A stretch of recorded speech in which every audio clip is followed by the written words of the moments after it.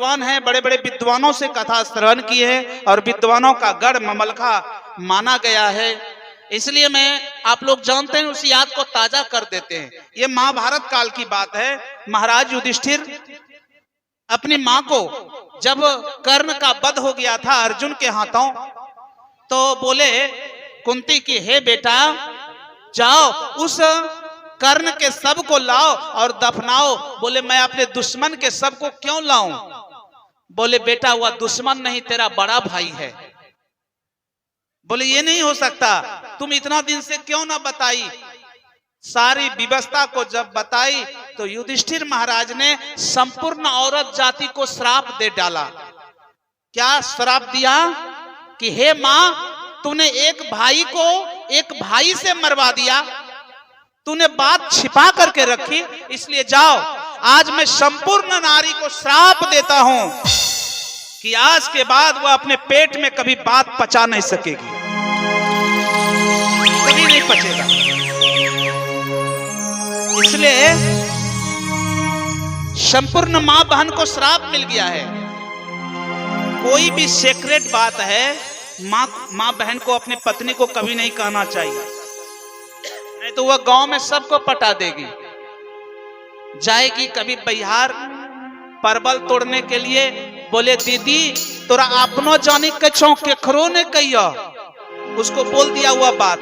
फिर बेटा बात, हे दादी जाने जो कि यह बात तोरे के चौक के खरो ने कहियो, ऐसा कहा वो समूचा गांव कह देगी, वही कह देगी समूचा गांव कि अपने जानी तरह बोले चो दूसरा ने कहियो।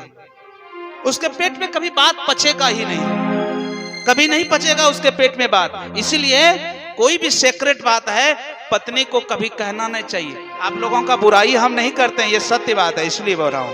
इसलिए कहा है कि जिस भजन में हरि का नाम ना हो उस भजन को गाना ना चाहिए। पत्नी कितनो प्यारी हो उसे राज बताना ना चाहिए। भाई कितनो बैरी हो उसे राज छुपाना ना चाहिए। और बेटी कितनो प्यारी हो उसे घर घर बुलाना ना चाहिए। जिस भजन में हरि का नाम न हो उस भजन को गाना ना चाहिए। इसलिए आप चुप रहेंगी नहीं। कथा में आती हैं गल गल घर का बात कि आज जो है हम ये करके आए हैं, आज ये करके आए, ये करके, यही करना है तो आप चल जाइए वहां पर, बाहर में बैठिए, स्कूल के पास बहुत बड़ा जगह है, वहां जाके बोलिए, कोई ना कुछ कहेगा। और 6 दिन के बाद हम भी आपको नहीं कहेंगे कुछ, खूब गप करते रहिए। तो हम अभी बता रहे थे, कहां पर थे, को वरदान मिल गया और सारे देवता लोग आज उनके पास गए हैं और विवाह का प्रस्ताव रखे हैं। सारे देवता लोगों ने आग्रह पर बोले कि आप लोग कहते हैं तो हम तैयार होते हैं, लेकिन आप लोग जानते हैं ना विवाह किससे होगा? कोई औरत जाति से होगी। विवाह के लिए लड़की चाहिए ना, हमसे क्या करेगा विवाह? नग धड़ंग है, बड़ा जटा जूट धारी है, हम तो भस्म रवाने वाले, ना घर का ठिकाना है नहीं है, हमको कोई चीज नहीं है, हमसे विवाह क्या करेगा? बोले आप चिंता मत कीजिए। बोले आप चिंता बिल्कुल ना कीजिए, वो लड़की देखना मेरा काम है। बाबा भोलेनाथ बोले ठीक है, जब कहते हैं आप लोग तो हम विवाह करने के लिए तैयार हैं। सारे देवता लोग खुशी मनाने लगे। क्यों? क्योंकि आज जो है बाबा भोलेनाथ पुनः विवाह के लिए तैयार हो गए हैं। हम लोग भी खुश होंगे क्योंकि आज बाबा भोलेनाथ की बारात निकलेगी, हम लोग भी बाराती जाएंगे, खूब नाचेंगे गाएंगे और मजे लेंगे। लेकिन याद रखना बाबा भोलेनाथ के बाराती में हम लोग टिक पाएंगे? क्योंकि उसमें ऐसा ऐसा भूत रहेगा, किसी का हाथ किसी का गोड़ ना रहेगा, न जाने कैसा कैसा विकराल भूत रहेगा। लेकिन डरना नहीं है। अब आ रहे हैं देवता लोग, आज फिर आए हैं मैया पार्वती के पास। चलिए उस बच्ची के पास चलिए जो हिमवान के यहाँ उत्पन्न हुई है। आगे वह कैसे कैसे पार्वती बनी, कैसे कैसे वो तप को गई, हम उसके विषय में जाएंगे। लेकिन जाने से पहले एक बार जोर से आप लोगों को बोलना पड़ेगा, बोले राघवेंद्र सरकार की। चल मांग ले एक बार, चल मांग ले एक बार, शिव दातार के आगे डमरू वाले भोले की सरकार के आगे, डमरू वाले भोले जिसने एक बार चल मांग ले एक बार उस दातार के आगे, डमरू वाले भोले की सरकार के आगे, डमरू वाले भोले की सरकार के आगे।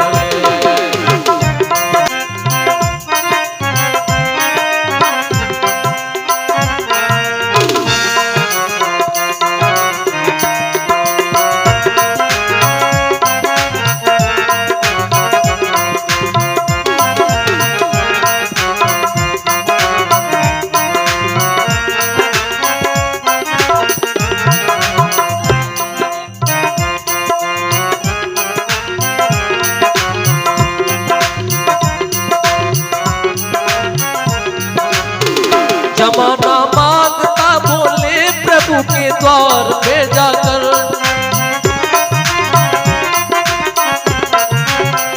जमाना मांगता बोले प्रभु के द्वार पे जाकर, कभी खाली नहीं लौटा कभी दरबार में आकर, कभी खाली नहीं लौटा वो दरबार में आकर,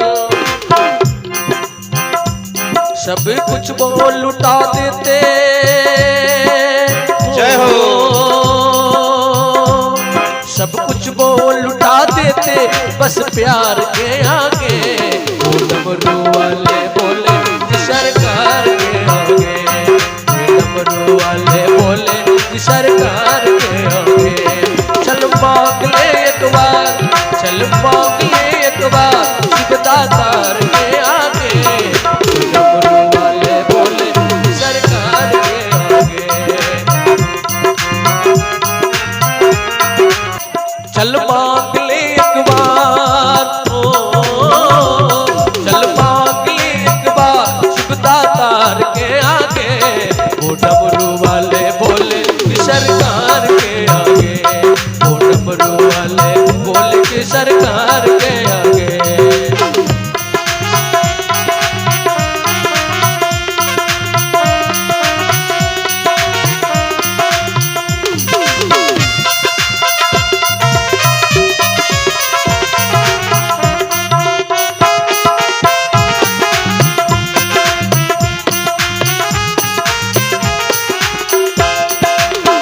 जहाँ दिन रात भक्तों को सदा वरदान मिलती है, जहाँ दिन रात भक्तों को सदा वरदान मिलती है, निर्धन को धन और बानन को संतान मिलती है, रहती सदा है भीड़ी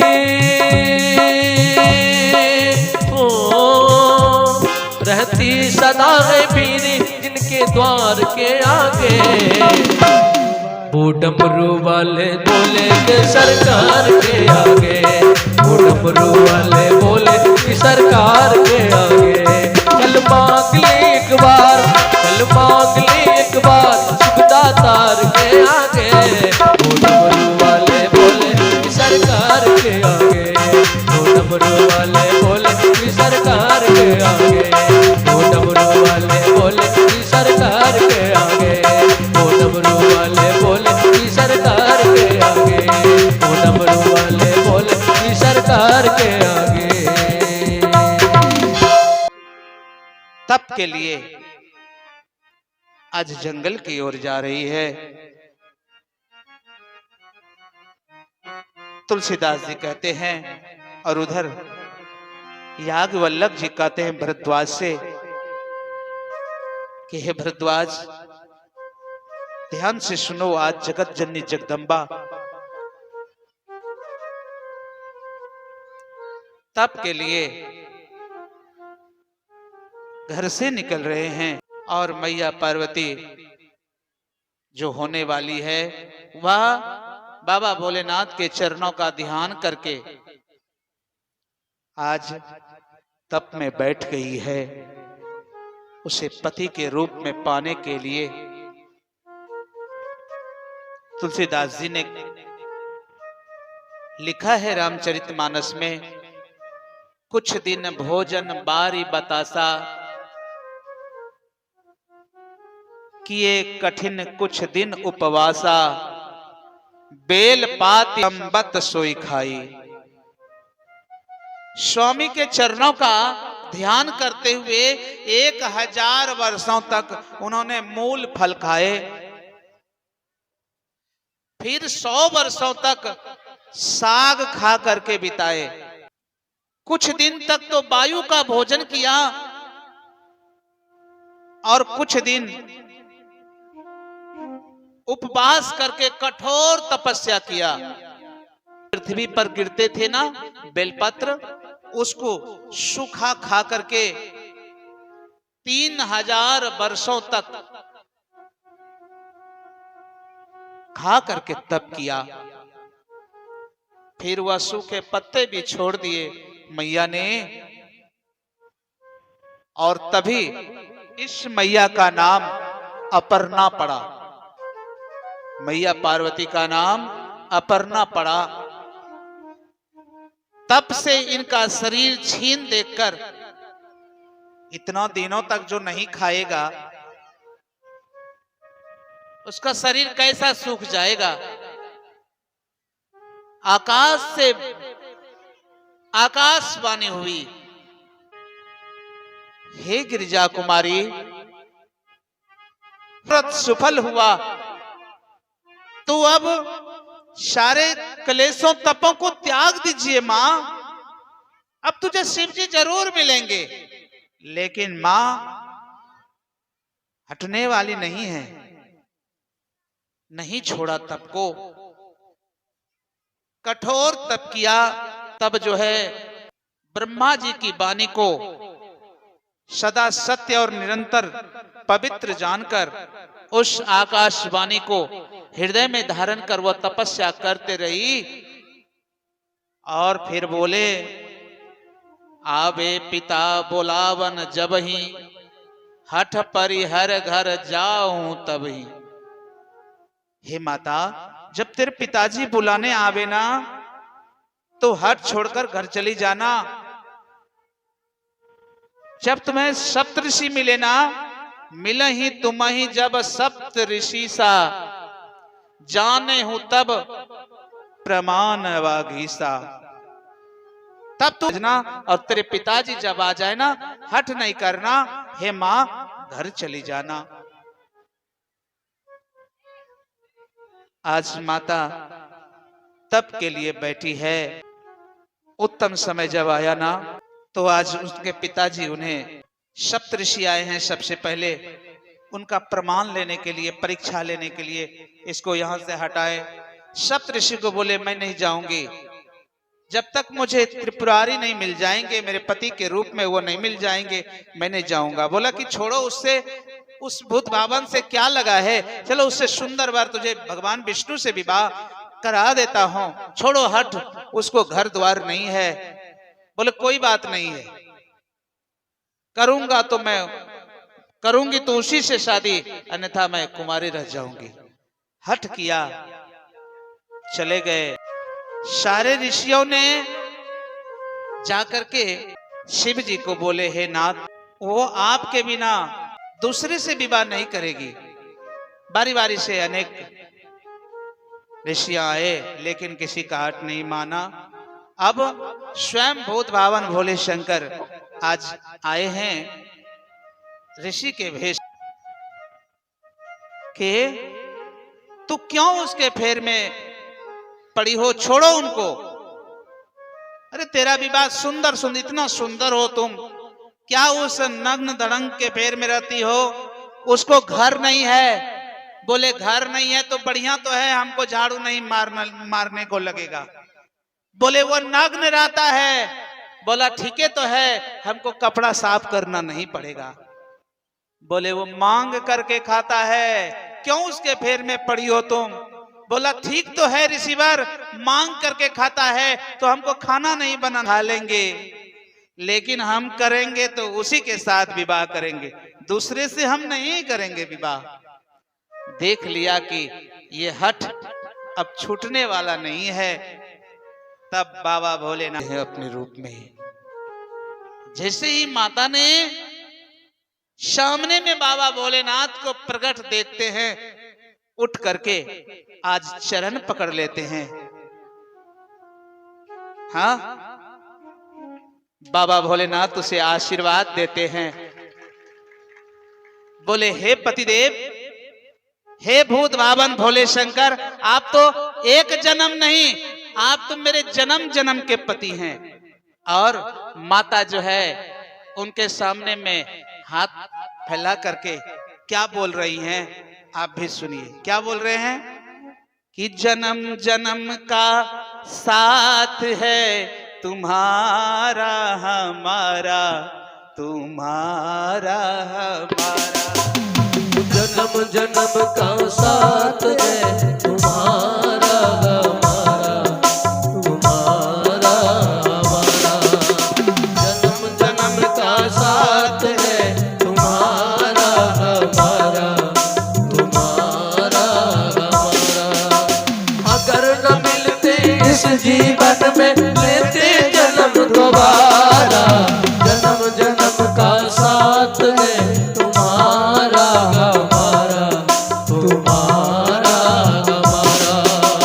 जन्म जन्म का साथ है तुम्हारा हमारा, तुम्हारा हमारा। न मिलते इस जीवन में लेते जन्म दोबारा। जन्म जन्म का साथ है तुम्हारा हमारा, तुम्हारा हमारा। जन्म जन्म का साथ है तुम्हारा हमारा, तुम्हारा हमारा, तुम्हारा हमारा, तुम्हारा हमारा। आपका तो जन्म जन्म का संबंध है। अगर ना मिलते आप ना, मैं अपना शरीर त्याग देती, लेकिन दूसरे को पति के रूप में कभी एक्सेप्ट नहीं करूंगी। मैं अभी भी कहता हूं, अगर आप हमसे विवाह ना करेंगे ना, हम अपने शरीर को त्याग दूंगी, लेकिन किसी को वर के रूप में प्राप्त नहीं करूंगी।